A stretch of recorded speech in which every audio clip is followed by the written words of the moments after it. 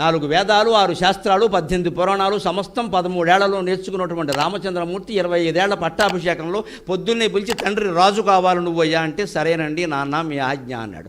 రాత్రి పిలిచింది 3వ తల్లు, నువ్వు కాదురా రాజువి, మా అబ్బాయి రాజు, నువ్వు వనవాసానికి వెళ్ళాలంటే సరేనమ్మా మీ ఇష్టం అన్నాడు. అది విద్య, త్యాగం విద్య. నువ్వు కలెక్టర్ అవ్వడం, డాక్టర్ అవ్వడం, యాక్టర్ అవ్వడం, రియాక్టర్ అవ్వడం ఇది పెద్ద విషయం కాదు. ఇది ఏదో ఒకటి అవుతావు.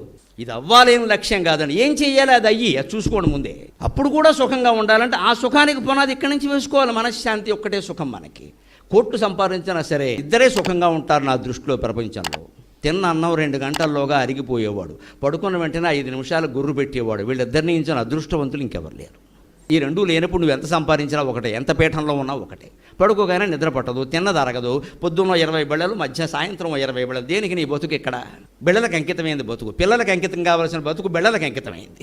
ఇంతే సరిపోతుందండి. ఎందుకు సంపాదించడం? దీనికోసం అనవసరంగా.